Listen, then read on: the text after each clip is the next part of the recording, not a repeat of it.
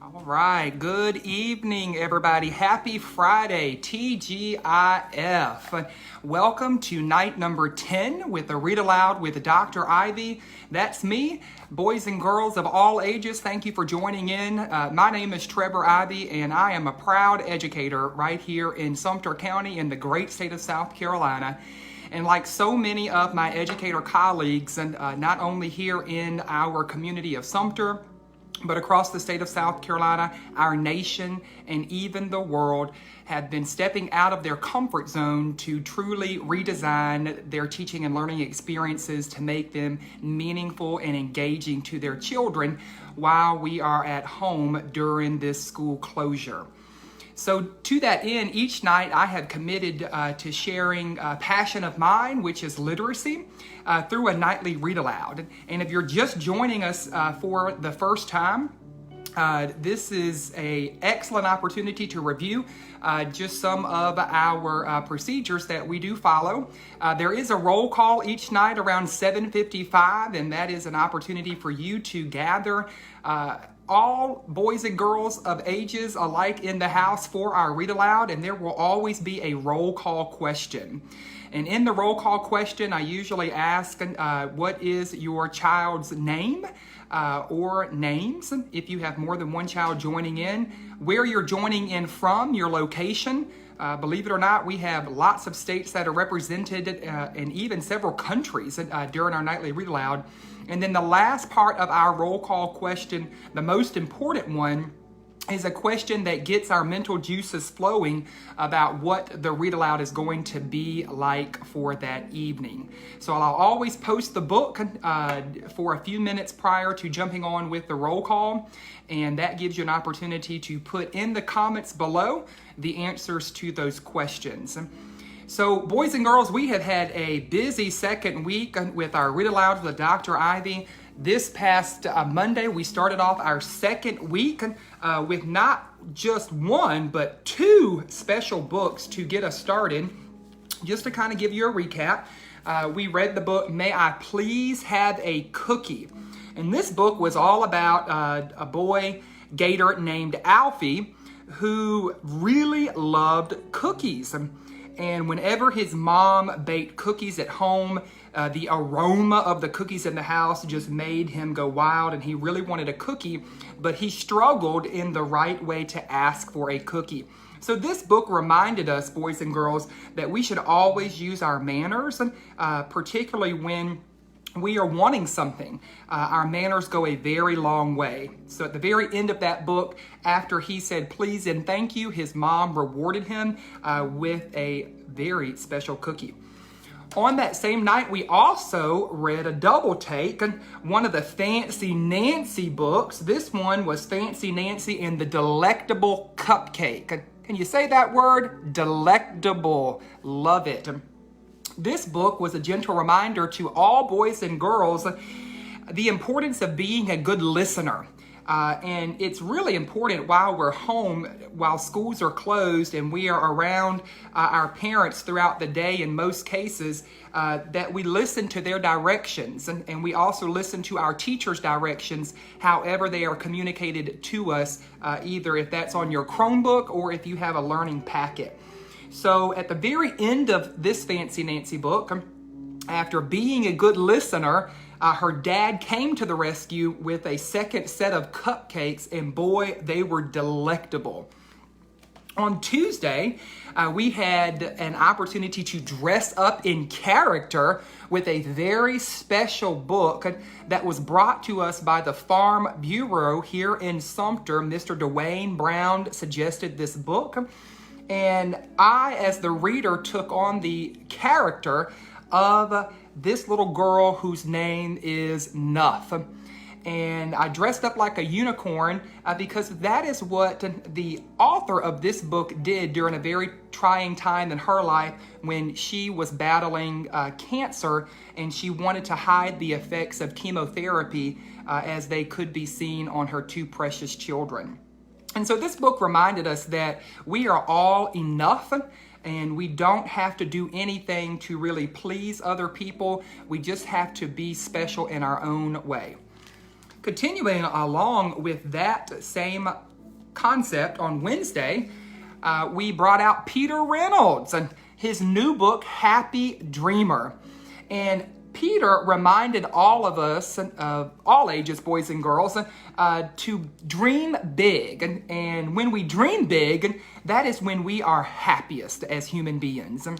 And so this book took us on a journey of a young boy who, like so many boys and girls, struggle with maybe maintaining attention, mastering all of the concepts in school, or just doing things the right way the first time.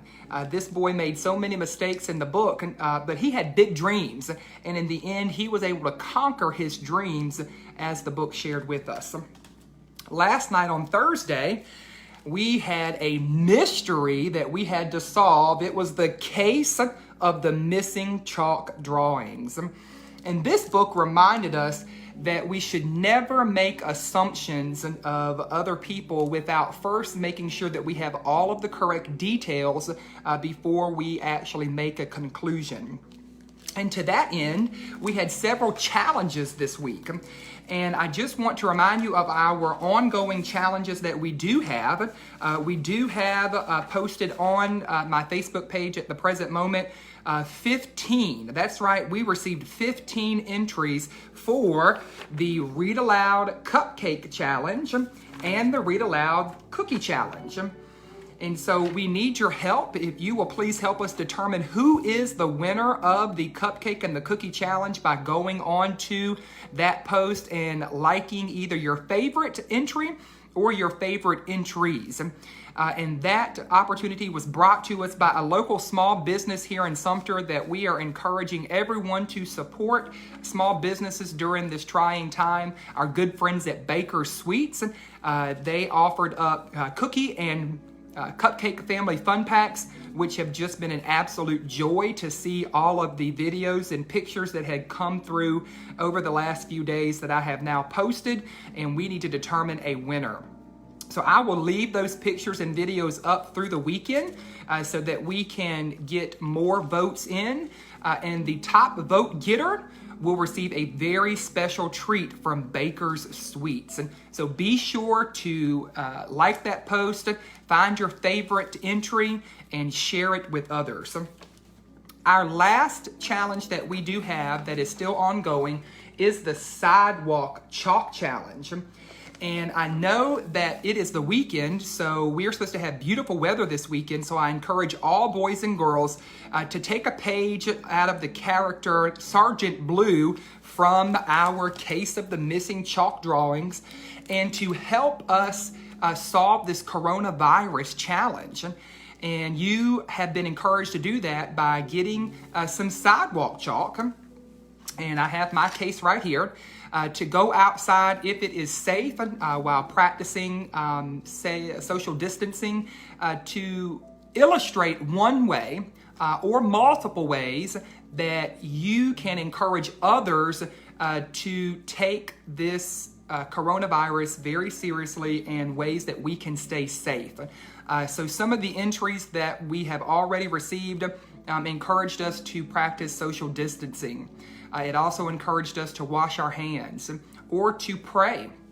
And so I want you to be creative in your design and share that entry with us so that we can post it and we will get a real expert to help us find out who is the winner of the Sidewalk Chalk Challenge. Because believe it or not everybody is taking this as seriously as our leaders are telling us we need to take it. And so everybody has a part to play in this pandemic and helping to slow the spread. So this is a great activity for you to get your children involved, and they can also communicate in a non-linguistic way. So with that said, let's get started with our 10th read aloud on night number 10. It is a Llama Llama book, one of my favorites as a child growing up.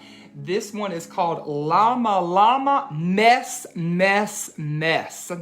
So if we look at the cover of the book, we see that this book only has one person's name on the front cover of the book.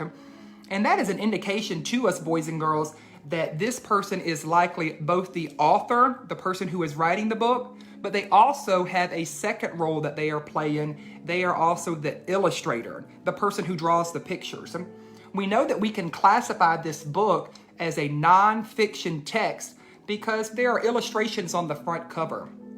It's a book that is designed to engage us in something that is not real, and that is the definition of nonfiction. So boys and girls, what do you think this book is going to be about? Llama Llama Mess, Mess, Mess. Have you ever seen a llama before?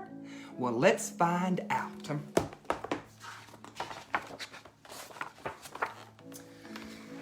Llama Llama was up in his room. Cars and trucks go honk, and they go zoom, racing under sheets and chairs.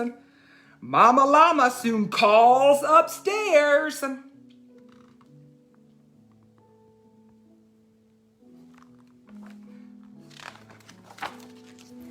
Time to pick up all of your toys, little llama.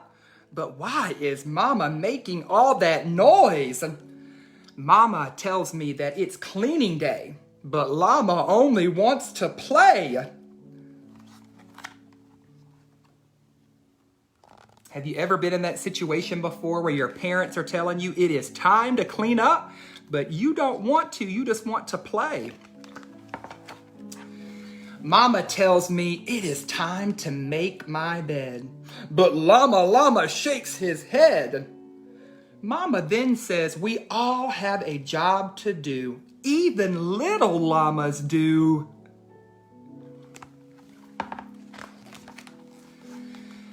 But what if Mama Llama never cleaned? Imagine that. What would this mean? If Mama didn't dust, if Mama didn't mop, she'd toss the rags and off she'd hop.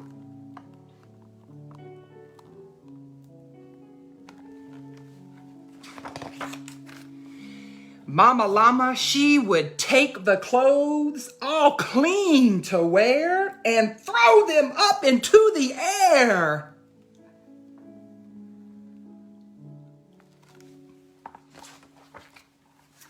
Nope, not me, Mama Llama says. I'm not doing laundry anymore. Just drop those towels right there on that floor. So she pulled the sheets right off the clean bed and wear the blankets on her head. Boy, Mama Llama is going crazy. Mama Llama announced that she would leave the pots and pans and plates, but she then would dance around the kitchen in her roller skates.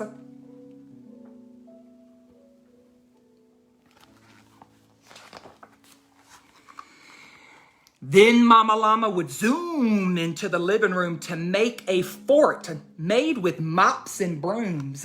She'd have herself some crunchy snacks and throw the bags behind her back. Boys and girls, do you see one of the literacy strategies that our author is using that we discussed earlier this week? That's right. Some of the words are rhyming, and that is one way that an author can keep the readers engaged. Crumbs and clothes and peanut shells. What's this thing? Mama Llama says. What's that smell? Little Llama says, oh, this counter is so messy. It's so dirty everywhere.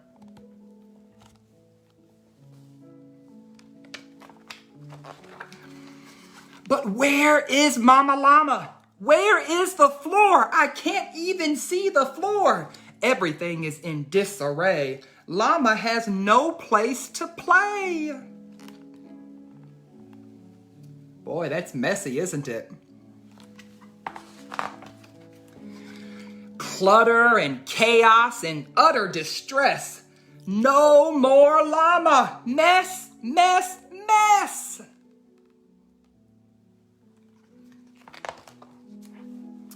But you see, boys and girls, grown-up llamas clean, that is true, but little ones, little llamas, they can pick up too.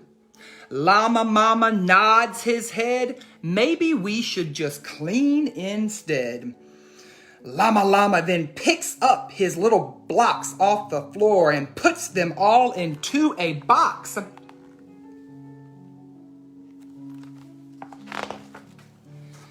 Books go back up on the shelf and Llama puts them there himself.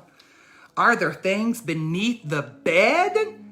You better go check and see. Make sure to lift up the spread. Now, boys and girls, look what Llama Llama's got now. Each thing has its own special spot. Llama pulls the sheets up tight on the bed and Mama tucks the quilt in just right.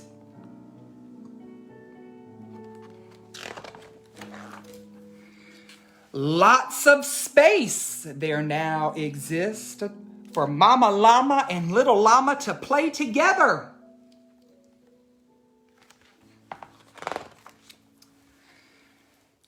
So guess who's proud of Llama Llama? Who's proud, boys and girls? That's right, Mama Llama is proud. That was a great book on our 10th night of school closure, Read Aloud with Dr. Ivey. I wanted to ask you just a couple of questions. Are you being a good boy and a good girl at home while school is closed? We're spending a lot more time at home probably now than we have done in the past because schools are closed. And it's just a matter of fact, if we are home more, it's likely to be a bit messier because we are home and we are actually using things more, and we probably may not be putting them back into our place right away.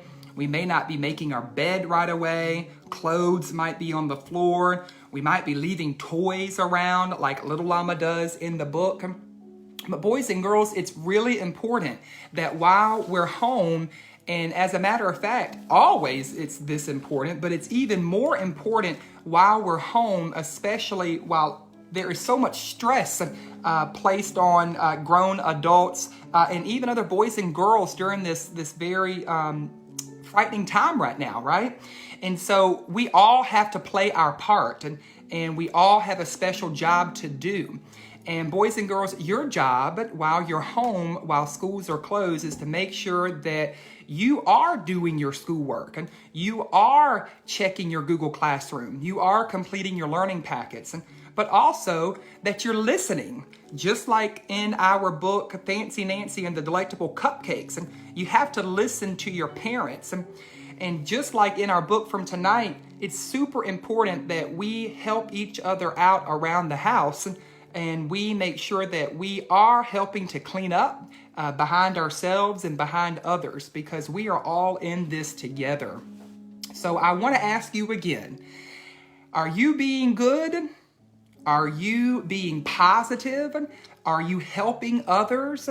Are you being kind while our schools are closed and you are home? Those are things that I encourage you to think about. Because we're on day number 10. Monday will be day number 11. And we're going to be doing this for a while, being home. And so if you haven't been listening to your parents, if you haven't been cleaning up behind yourselves at home, if you haven't been helping others, and if you haven't been being kind to others, well, boys and girls, Dr. Ivey wants to challenge you to change that.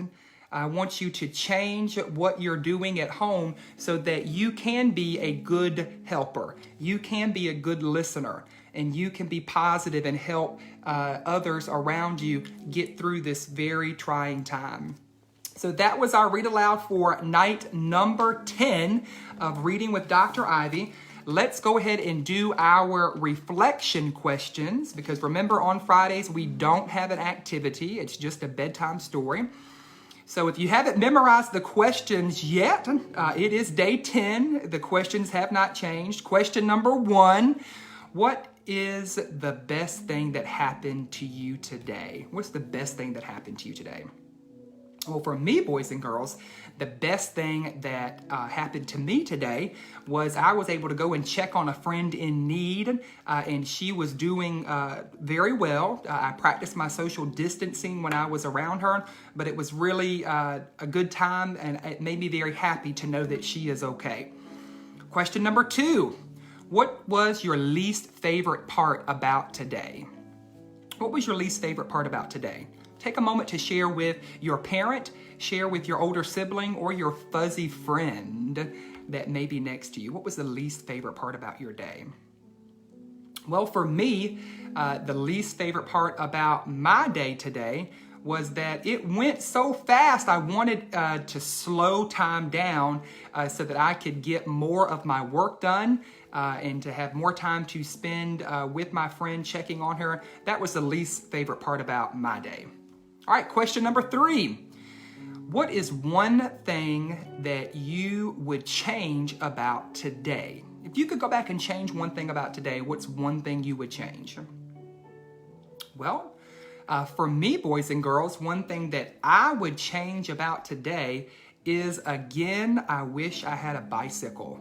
I have really been jealous seeing others in my neighborhood riding on their bicycles because the weather has been so gorgeous lately, and it has just been a great time to get outside and to exercise on a bike.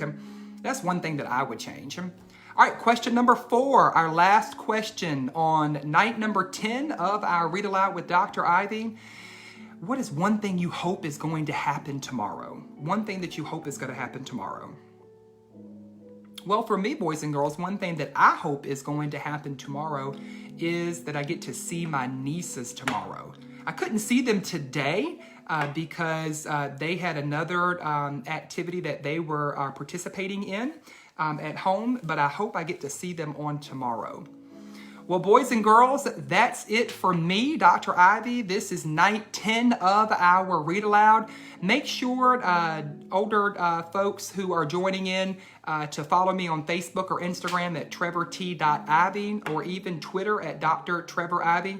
Remember, boys and girls, if no one has told you that they love you today, Dr. Ivey is here to tell you that he loves you. And I hope you have a great night. Make sure you're washing your hands. Enjoy your weekend, boys and girls.